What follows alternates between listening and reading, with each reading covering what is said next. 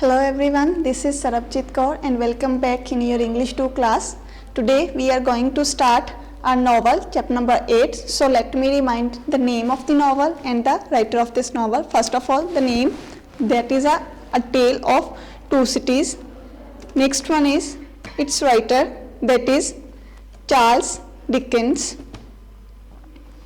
And our chapter is chapter 8, The Prison of La Force. In the previous chapter we have learnt about that Charles has left the France. Now he is moving towards Paris. So it is a Charles Darnay. He is making his way slowly towards Paris. Charles passed one village after another. Now he is moving towards Paris one by one, and he is using the letter of Gabelle that has sent by Gabelle, who was in prison. He has sent that letter to the Charles Darnay, who was a Evermond also. He has sent that letter. He was using that letter as a passport to moving towards the Paris. So after several days of traveling, he took a room for the night in a small town till a long way from Paris. Exhausted, he went to sleep at once. Early the next morning, he awoke to see three men wearing red caps. When he was moving, next day he was feeling very exhausted and he decided to take a room. When he was sleeping over there, he was caught by three red men who were wearing red caps. Emigrant, these officers will take you to Paris. Charles did not understand. I don't need anyone to silence. As an aristocrat, you are required to have an escort and you must pay for it. Emigrant who has gone to another country, a person who has gone to another country, that is known as an emigrant, because Charles Darnay has left Paris and he has moved to the France, and he is citizen of France now because he has married over there. That is why they are calling him emigrant. They said that you have to come with us. For the next days, Charles and his two rough red caps traveled at night. Now they are moving with Charles Darnay on the horses and decided to move towards the Paris. Emigrant, my friends, I am willingly in France. Now they are telling that you are an emigrant, but Charles said that I am not an emigrant, I am willingly living in France. Now I have left the Paris. He was not belonging to the Evermond family because they were exploiting the poor people. That is why he don't want to belong with that family. That is why he has changed his identity. He became Charles Darnay and he was living in France.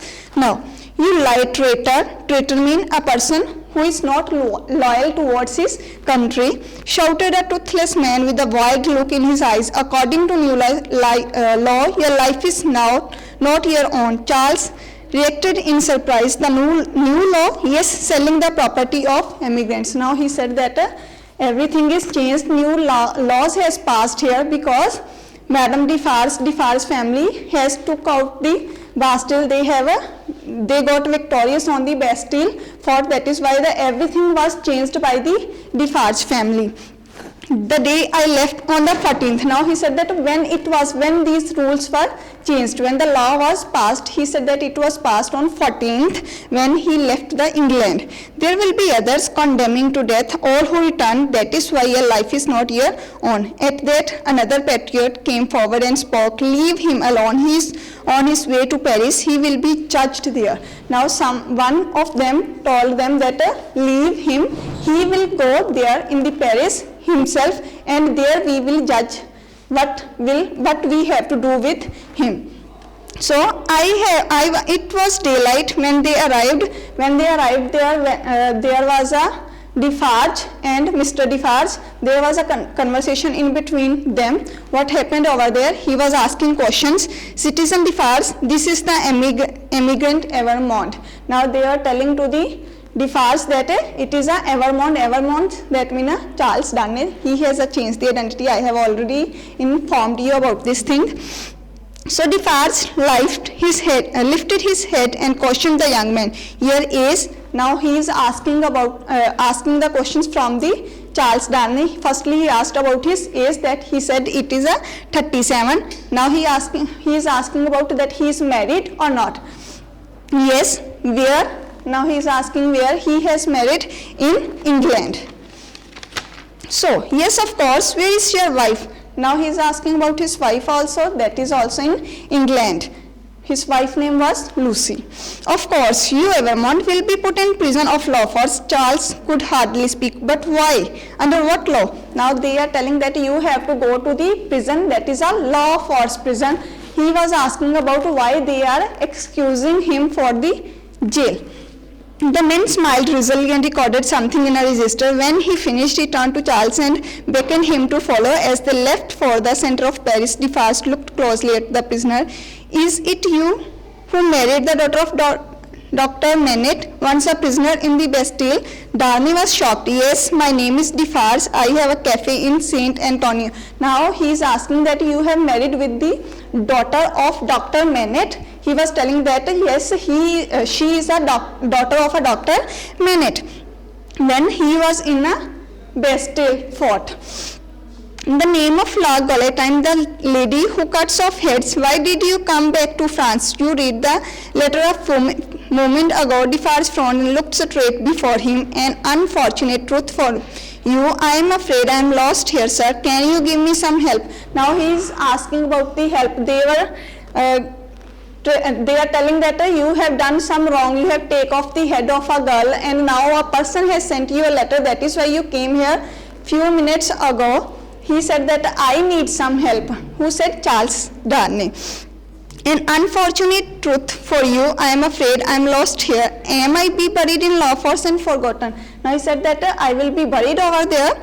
Others have been buried in prison and forgotten. Yes, but not by me. Charles could see that Defarge was not going to help. Now he knows that Charles will not help him. This was the questioning session between Charles and Defarge. Charles felt there was no point in continuing for beg. He was begging for the help, but there was no logic to beg for help from the Defarge, Mr. Defarge. The prison of Lawfors was dark, filthy. There was prison was very dark and filthy, and there were not a poor people but very aristocrat, because now there is a rule of Defarge family who was belonging to a laborer class. They have occupied the fort of Bastille. Now that they are ruling over there. So those people who were in prison, those were from the aristocrat, from very rich class. Even though their clothes were not in a tattered state, Charles was not left there but taken to a small cell. He looked in horror at the dark narrow room, wondering why he was looked there alone. Now he is there alone in a small cell. He was sent. He was not living with those persons who were in the Lawfors, but a small cell he was sent. Tellson's Bank, Paris, was in district of Saint-Germain. Now we will come on the Mr. Lorry. Mr. Lorry is sitting on a table, and suddenly he listened the roar of a mob outside. Thank heaven that no one I hold dear is in the temple. Horrible city. When the door rang, it sent a wave of uneasiness through him as the Manette family entered the room. Now Manette family came to Mr. Lorry with Miss Pross. Lorry almost collapsed at the sight of them. What is this? What has brought you here? Now Mr. Lorry asked that why you came here. Then Lucy ran and she asked that we need your help. Charles Darnay is here. Now Lucy, who is a wife of Charles Darnay, she came in the Paris for taking a help of Mr. Lorry. Oh, our dear friend, Charles is here in Paris. Who said these words? Lucy. Lorry could not believe his astonishing news. As his friends explained the situation, Charles made act of generosity. When he heard which prison Darnay was in, he begged the ladies to take the child and retire to one of the private rooms. Now he arranged one private room for the Lucy and her daughter, that you should go there. It is not a safe place for you. Alone, the two old friends could now discuss the emergency. Now, two old friends, Mr. Lorry and Dr. Manette. Dr. Manette, who is a father of Lucy and father-in-law of Charles Darnay. They both are Mr. Lorry and Dr. Manette are discussing the point that what is going on. What is that noise? Asked asked Dr. Manet. Now Dr. Manet is asking about that which type of noise is coming from the outside. Don't look out. Mr. Lorry was unable to prevent Mr. Manet from opening the curtains. In the middle of the courtyard was a large grindstone. Grindstone, that thing which is used to sharpen the arms, which they will use weapon, they will sharpen the weapons with the grindstone. So that was in the courtyard, which was used for sharpening knives and axes. Two men with old wild hair, cruel faces were turning it madly all around, people covered. Now they were sharpening the knives and axes. What are they going to do? Mr. Lorry hesitated but knew he could hide the truth from his old friend.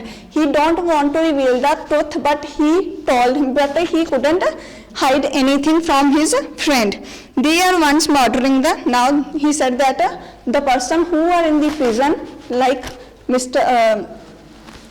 Charles Darnay is also in prison, they are the person who will murder them. They are sharpening the knives. By it he was discouraged now, but Dr. Manet, these men, I was a Bastille prisoner for 18 years, my friend, knowing that none of these patriots would touch me, expect to carry me in triumph, I will be safe. He said that now Dr. Manet was a prisoner of Bastille fort for the 18 years. He said that they will not harm me, I will go there and do something for my son. Are you certain? The doctor was calm in his determination. We have no choice. I must get to Charles. Mr. Lorry watched for the windows as Doors left the room and went into the courtyard, faced the crowd. He was braving his way into his midst when 1,000 cheers were heard. Bastille, help the Bastille prisoner, help the Bastille prisoner's family at law for save the prisoner Evermond. Now they are giving one slogan that help the Bastille prisoner. Who is a Bastille prisoner? That is a Mr. Darnay, Charles Darnay. Help the Bastille prisoner's family at law force, let me know, prison, save the prisoner Evermond. Evermond means Charles Darnay, because now they are helping to the Dr. Manet. The crowd was telling these things. Mr. Lorry closed the curtains and rushed to the Lucy. Now Mr. Lorry was assured that something will happen, there will be some miracle, because Dr. Manet is doing something. As the man of business, Mr. Lorry knew that hiding the wife of an emigrant, now he was hiding the lady of an emigrant, that can create problem for Mr. Lorry. So that is why he decided that he should give him separate house where they can live. And he arranged one house nearby his bank, nearby the Tellson's bank. He returned to his mission. As he was about to close up, Mr. Lorry heard footsteps on the stairs. In a few minutes, harsh-looking man stood in front of him, startling him. May I help you? Don't you recognize me? Said the man. Have I seen you somewhere, perhaps at my cafe? The memory of hard-faced yaks came back to him now. Now one person came there, that was a very hard-faced, that was a Jacks that came from the Defarge family. Jacks 1, 2, 3, you have learnt about those who were belonging to a farmer class. So one Jack came there and he was asking, yes, Defarge handed him a message from Dr. Manet, which read, now he handed them one message on which it was written that Charles is safe, but I cannot leave. Let the messenger see Lucy. Now what message was it? Is that Charles Darnay is safe, but they can't leave from there. That is why they want to see Lucy. Lucy, who is a wife of Mr. Darnay. Mr. Lorry took Defarge down steps and out into the courtyard. Now he take him and went into the house of Lucy that was arranged by Mr. Lorry. Madame Defarge, surely will she be coming with us? Yes, she needs to see the woman she will be protecting. They finally arrived the little home. Lucy was surprised to see. Now Madame Defarge was also there. She want to see the Lucy. Here you can see Madame Defarge and Lucy, they both are discussing something. Lucy went towards Madame Defarge, who had remained cold and distant. Can you help us? Your husband is not my business, only you and your daughter. Now she asked that, can you help us? Who said? Lucy said. She said that your husband is not a business of mine. You and your daughter is business of mine. Madame Defarge said these things. When they left, Lucy was shaking with fear. Mr. Lorry put an arm around her shoulder. Now, Madame Defarge left from there. Lucy was shaking with fear that what is going to be happen now. Chorus, my dear, so far all goes well. Lucy was not especially assured. I know you are right, Mr. Lorry, but that woman left a cold chill in me. Now he said that, Lucy said that she left a cold chill in me. That means there is I am feeling very afraid that what will happen afterwards.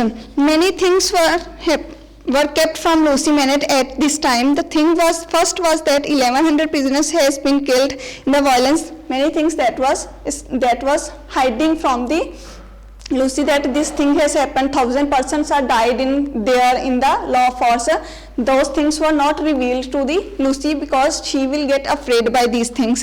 As for Dr. Manet, he has put aside the horrors of this prison past and thrown himself into the business of healing. He looked after victims and assassins alike. Those who had known him before said he was a new man.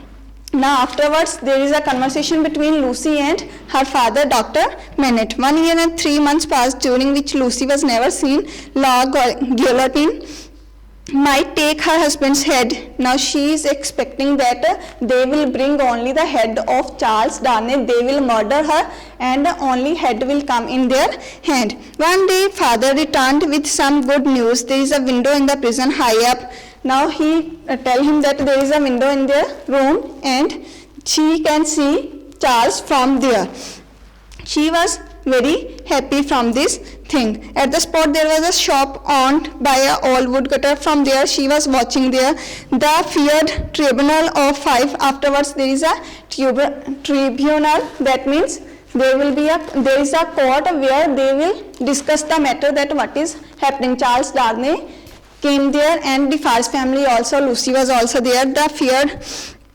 So when Charles was brought forward in front of tribunal, he recognized Defarge, who was sitting in front. A woman knitting steadily was sitting next to him. She sometimes whispered in his ear and seemed to be his wife, but Charles noticed in 2 figures was that although they sat as close him, they never looked towards him. They seemed to waiting for something with an unshaken determination, and they looked at the jury but nothing else. Now Charles noticed that both Mr. Defarge and Madame Defarge both are discussing something, but they are not looking at each other.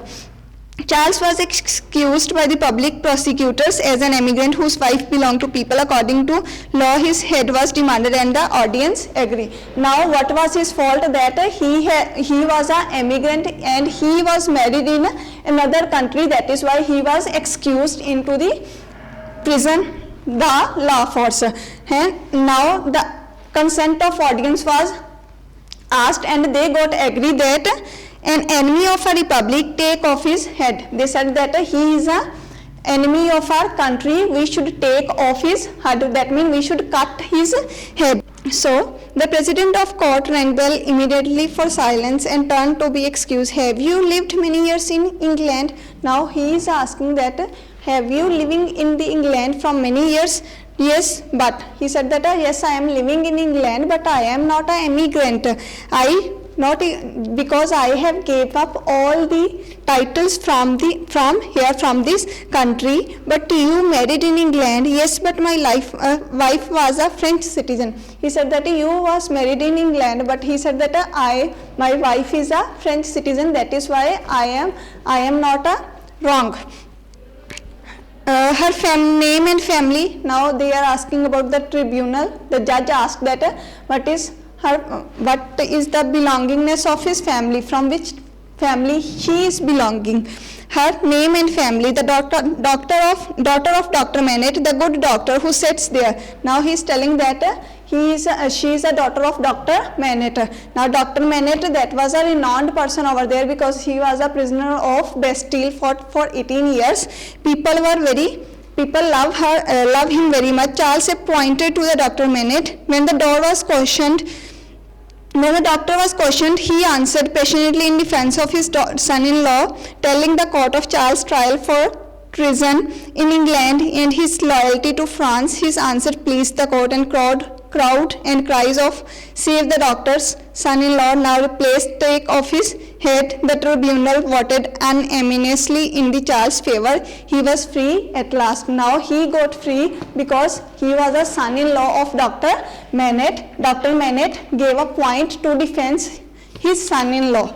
So afterwards there was a celebration. They were celebrating at their home because Charles Darnay came back to the home. When they were celebrating the same night that they were celebrating return, that Charles returned to the family, there was a loud banging, hanging on the door. Now there was a one noise on the door. When some person came inside. The father, what can this be? Hide Charles, hide. Now Lucy got frightened that what will happen. She said that hide Charles Darnay, they will catch him again. My child, don't worry, he is safe now. Let me go to the door. 4 red caps marched in. Now 4 red caps to march in again. They again asked about Charles Darnay. Charles stepped forward. Who wants him? I want him. Now they are asking about that. They want Charles Darnay. Why they are asking?